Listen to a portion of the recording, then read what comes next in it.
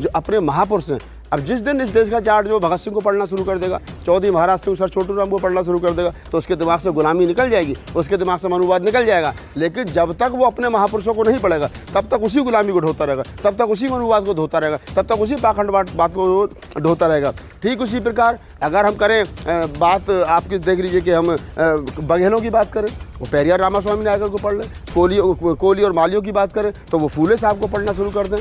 तो जब तक मोस्ट बैकवर्ड और बैकवर्ड की जो जातियां हैं वो ब्राह्मणों के द्वारा, मनुवादियों के द्वारा जो किताबें उनको पढ़ाई जा रही हैं, उन किताबों को छोड़ करके उन किताबों को नहीं पढ़ेंगे जो किताबें उनके पुरखों ने लिखी हैं, या जो बात उनके पुरखे कह करके गए, जो बात कबीर, नानक, रैदास, फूले, साहू जी महाराज, ये पटेल कुर्मी सब यही तो थे हैं। फूले साहब कौन थे? माली थे। चौधरी महाराज सिंह भारती कौन थे? जाट थे। भगत सिंह कौन थे? जाट थे। अरे तुम अपने वालों की मान लो, अम्बेडकर को छोड़ दो।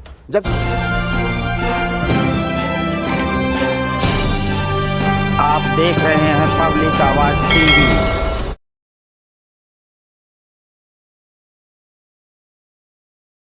पाल जी, महिला आरक्षण बिल को लेकर अब जो एससी हैं वो पिछड़ों की आवाज़ बनने लगे हैं। वो कह रहे हैं कि ओबीसी महिलाओं को आरक्षण दीजिए।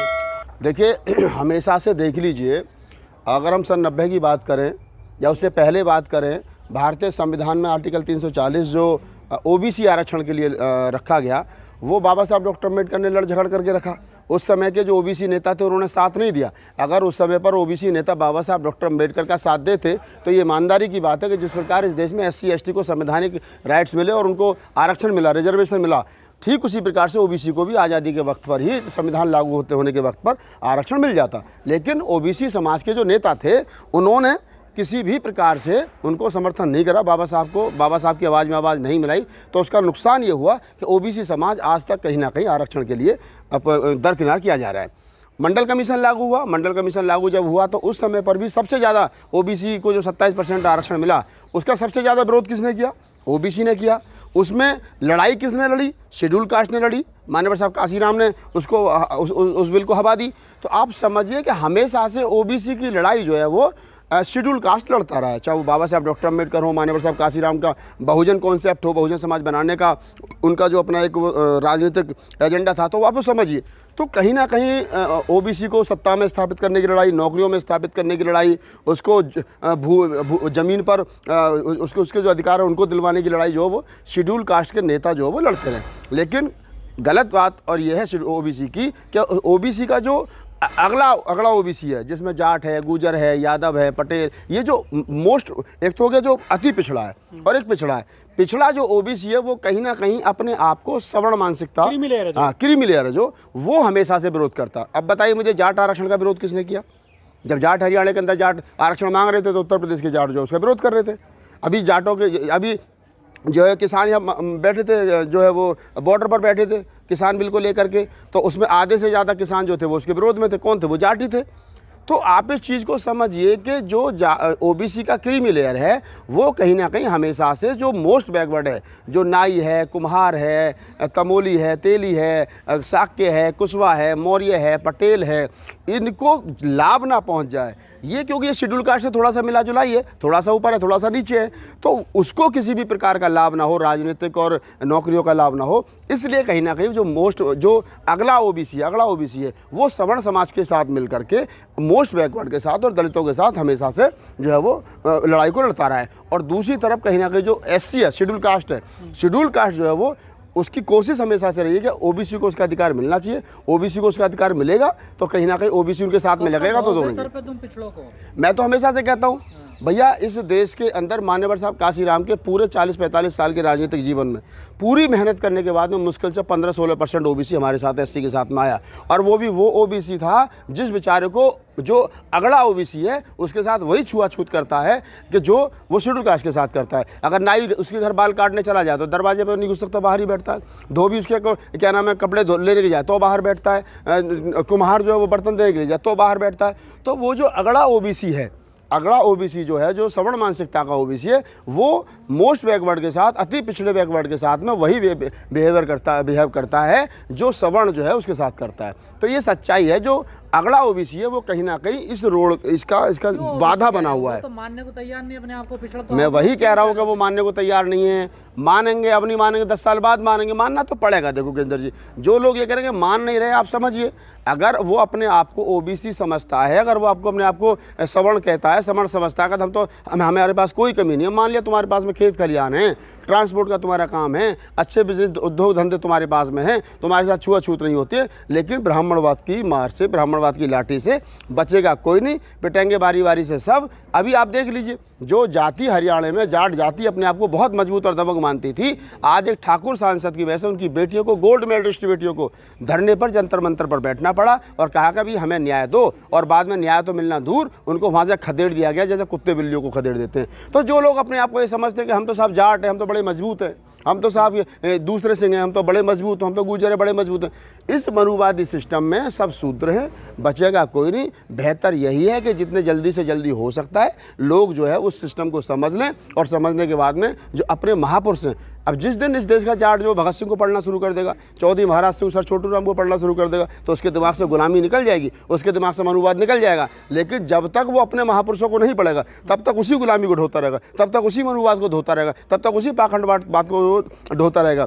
ठीक उसी प्रकार अगर हम करें बात आपकी, देख लीजिए कि हम बघेलों की बात करें, वो पेरियार रामास्वामी नायकर को पढ़ लें, कोली और मालियों की बात करें तो वो फूले साहब को पढ़ना शुरू कर दें। तो जब तक मोस्ट बैकवर्ड और बैकवर्ड की जो जातियां हैं वो ब्राह्मणों के द्वारा, मनुवादियों के द्वारा जो किताबें उनको पढ़ाई जा रही हैं, उन किताबों को छोड़ करके उन किताबों को नहीं पढ़ेंगे जो किताबें उनके पुरखों ने लिखी हैं, या जो बात उनके पुरखे कह करके गए, जो बात कबीर, नानक, रैदास, फूले, साहू जी महाराज, ये पटेल कुर्मी सब यही तो थे। फूले साहब कौन थे? माली थे। चौधरी महाराज सिंह भारती कौन थे? जाट थे। भगत सिंह कौन थे? जाट थे। अरे तुम अपने वालों की मान लो, अम्बेडकर को छोड़ दो। जब तुम इनको पढ़ लोगे तो अम्बेडकर को अपने आप मान लोगे। लेकिन अखिलेश जी पिछड़े आरक्षण सिर्फ यही समझते हैं कि दलितों का आरक्षण। देखिए, मैं पता ही नहीं कि उनको वो बेचारे 10वीं और 12वीं से ऊपर जाते नहीं है। 12वीं कर ली चल पुलिस में, 10वीं कर ली चल फौज में। जब वो यहाँ से ऊपर जाते नहीं है तो उन्हें पता कि आरक्षण की जरूरत कहाँ पड़ेगी। उनको पता, देखिए इस देश के अंदर क्या है, सफाई कर्मचारियों में एक शेड्यूल कास्ट की जाती है वाल्मीकि, जिसको कहीं कहीं भंगी भी कहते हैं। आप समझिए कि जो वाल्मीकि जाति है वो सफाई का काम करती है। अब एमसीडी में या दूसरे सफाई विभागों में उसकी 100% भर्ती है, सफाई का काम दूसरा तो करेगा नहीं, तो उसे पता ही नहीं आरक्षण की जरूरत क्या है या नहीं है। उसको पता मेरा काम है, मैं ही करूँगा। अब पुलिस का काम है, लड़ने मरने का काम है, फौज में जाने का काम है, तो कौन जा रहा है? जाट जा रहा है, गुजर जा रहा है, पटेल तो ये जो मोस्ट बैकवर्ड की जाती है वो ठाकुर जा रहा है। वो उन्हें पता है कि यहाँ तो हम ही रहेंगे, वहाँ जाट बटालियन है, वहाँ और दूसरी बटालियन है, तो उनका अपना वर्चस्व है, उनका वर्चस्व तो उन्हें लगता नहीं। लेकिन जब आप इस परिपाटी से ऊपर उठोगे और जब आप जाओगे, प्रोफेसर बनोगे, इंजीनियर बनोगे, डॉक्टर बनोगे, तब आपको लगेगा यार मैं प्रोफेसर मैं बन गया, लेकिन मुझसे जूनियर वाला वाइस चांसलर क्यों बन गया, मैं क्यों नहीं बना? तब उसको जाकर के लगेगा कि मेरा जो जूनियर था वो मुझसे आगे क्यों निकल गया, क्योंकि वो ब्राह्मण था, तो ओबीसी है। तो जब तक ये लोग, जैसे यादव है, यादव कहीं कहीं जाने लगा है, पहुंचने लगा है, तो यादव को पता है कि मेरा जाति के आधार पर शोषण हो रहा है, और शोषण हो रहा है तो वो बोलता है। अब बोल रहा है तो यादव भी कहीं ना कहीं मनुवाद के टारगेट पर है। तो इस मनुवाद की लाठी से बचेगा कोई नहीं, पिटेंगे बारी बारी से सब। जो पढ़ लेगा, जो उच्च शिक्षा में चला जाएगा, वो उस राजनीतिक आरक्षण को, उस जो शैक्षणिक आरक्षण है उसको समझ लेगा, तो फिर उसको डिमांड भी करेगा। लेकिन अखिलेश यादव जब कुर्सी से हटे थे तो उनका जो ऑफिसर धुलवा गया था गौमूत्र से, लेकिन उन्होंने एक बात और कही थी कि हमें 100 फुट ऊंची परशुराम की जो है प्रतिमा बनाएंगे। वो तो खुद ब्राह्मणवाद को सपोर्ट करते हैं, ओबीसी वो भी। ये बात तो बहन जी ने भी कही थी कि जब हमारी सरकार आएगी तो हम परशुराम की एक मूर्ति और बड़ी मूर्ति लगाएंगे।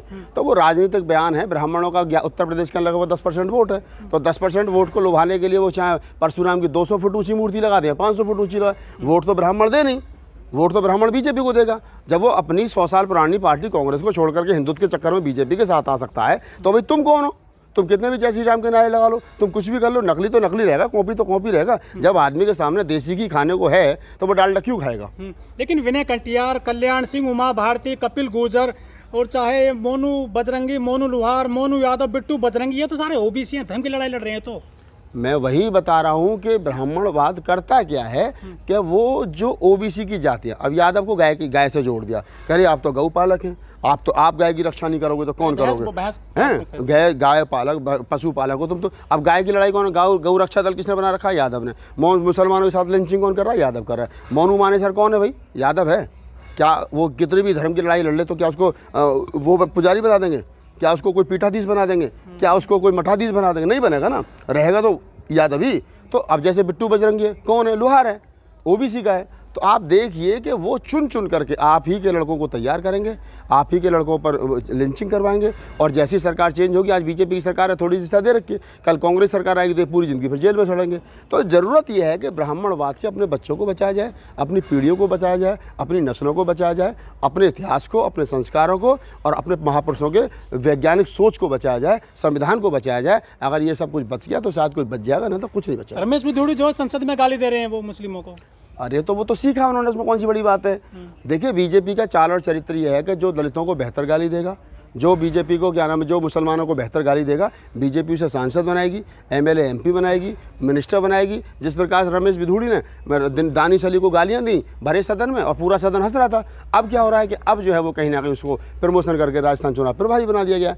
तो वो सारी चीज़ें हैं। राजस्थान में सचिन पायलट गुजर कम्युनिटी से आते हैं, वो कांग्रेस में, वहाँ गुजर को गुजर से मरवाने के लिए एक गुजर की ज़रूरत थी। रमेश बिधूड़ी गुजर चेहरा के रूप में अब कहीं ना कहीं प्रसिद्ध हो गए। क्या भाई मुसलमान को गाली बकी है, हिंदू और वो भी गुजर, तो फिर उनके सामने पॉलाइट गुजर कैसे चल जाएगा सचिन पायलट। तो एक गुजर को दूसरे गुजर से कैसे लड़वाया जाए, अब वो आप राजस्थान में जाकर के देख लेना। तो वो वहाँ पर सिर्फ सचिन पायलट की जो लोकसभा, सचिन पायलट का जो क्षेत्र है, वहाँ गुजर वोट को किस प्रकार से वो बीजेपी में ट्रांसफ़र कर सकते हैं, वो उतनी लड़ाई है और कुछ नहीं है। लोग कह रहे हैं कि जो किट्टी पार्टी में महिलाएं जाती हैं उनके लिए आरक्षण आया है ये, और जो ओबीसी की महिलाएं खेत क्यार में काम करती हैं वो नहीं पहुँच पाएंगी संसद में। तो और वो गलत क्या कह रहे हैं। अभी तक जिन उद्योगपतियों के पास में, जिन सवर्ण लोगों के पास में अथाह पैसा था, वो इधर उधर अपने फ्रेंड सर्कल में उनकी पत्नियां, उनकी बेटियां, उनकी भाभी, उनकी चाची, उनकी ताई किट्टी पार्टियां करती घूमती थीं। आज जब उनके पास में पैसा आ गया तो वो किसी पार्टी से सेटिंग करेंगे, क्या महिला के लिए सीट रिजर्व हमारी पत्नी को दे दो।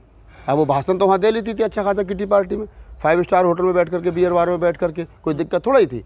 अब वहाँ जा करके वो सदन में चली जाएगी। तो पैसे का खेल है। ओबीसी का आरक्षण नहीं है, ओबीसी बोल नहीं रहा है क्योंकि ओबीसी को आरक्षण चाहिए नहीं। तो सवर्ण समाज की ये एक तरीके से जो महिला आरक्षण मिलाया, ये ठीक उसी प्रकार से है जिस प्रकार से ईडब्ल्यूएस सवर्णों के लिए ईडब्ल्यूएस आया था, 10% उनका पक्का हो गया। अब ये जो 33% आया, 33% में से जितनी महिलाएं चुनी जाएंगी, एससी का काट के एससी में दे दिया। अब जो बाकी है उनमें देख लेना कि तुम जो है कितना देख रहे हो, कितना समझ रहे हो, उसमें से कितनी ओबीसी की महिला चुन करके जाएंगी। एक नहीं जाए चुन करके, सारी सवर्ण महिला जाएंगी। तो ये कहीं ना कहीं मनुस्मृति को लागू करने वाला काम चल रहा है। और इस देश में जो भी हो रहा है, इसके लिए मैं स्पष्ट रूप से कहता हूँ, ओबीसी जिम्मेदार है, बैकवर्ड जिम्मेदार है। जब तक बैकवर्ड नहीं पढ़ेगा, नहीं आगे बढ़ेगा, नहीं लड़ेगा, तब तक कुछ होने वाला है नहीं। धन्यवाद।